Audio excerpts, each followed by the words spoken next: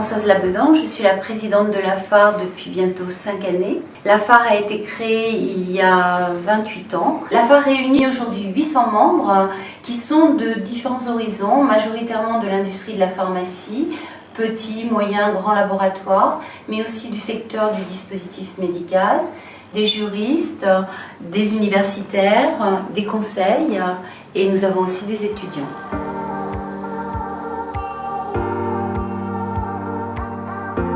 Les principales missions de la FAR, c'est d'échanger de l'information, de l'expertise sur des sujets réglementaires. C'est aussi de se réunir pour justement profiter de ce partage dans le cadre de groupes de travail. Il y en a aujourd'hui environ 14. Dans les sujets qui attirent les grands groupes de travail, je dirais, vous avez la loi anti-cadeau des MOS, vous avez la promotion des médicaments qui réunit des groupes de 40 personnes, mais aussi la pharmacovigilance, la qualité exploitant, les affaires réglementaires, enregistrement à l'export par exemple.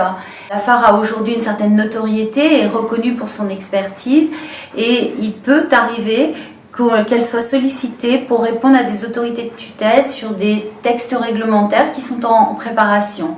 Nous avons eu cette opportunité sur le référentiel de la certification de la visite médicale, où nous avons été directement consultés, mais également sur les bonnes pratiques de pharmacovigilance. En règle générale, la FAR passe plutôt par ses syndicats pour faire remonter des informations qui lui paraissent utiles à la prise de décision avec les autorités de tutelle via les syndicats.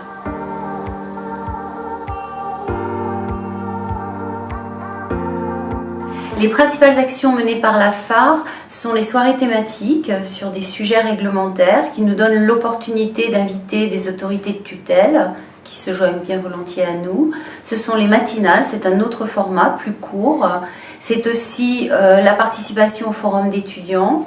C'est aussi la participation à des séminaires organisés sous l'égide de l'IFIS. Et puis nous avons notre gazette, notre fameuse gazette, qui est la vitrine de la FAR, qui paraît tous les 3 mois.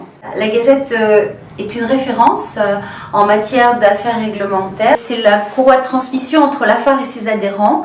Elle permet d'y trouver de nombreuses informations réglementaires sur des textes récemment sortis ou sur des partages de pratiques.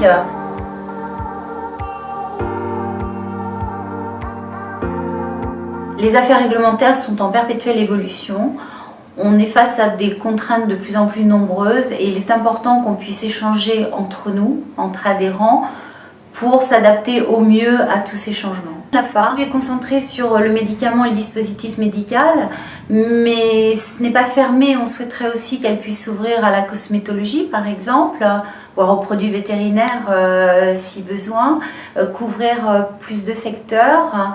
Nous travaillons d'ailleurs en partenariat avec le CNOP, puisque le Conseil national de l'ordre des pharmaciens, puisque nous avons prévu d'organiser une séance commune sur un sujet que nous avons en commun, qui est le rôle du pharmacien responsable qui est en possession d'un portefeuille de dispositifs médicaux, sujet sur lequel nous avons des informations à apporter et à partager. Les enjeux de la FAR, c'est de satisfaire toujours plus ses adhérents, de se développer au travers de son site internet qui va être revu, au travers de sa gazette et au travers de la création de nouveaux groupes de travail et du rapprochement des autorités de tutelle.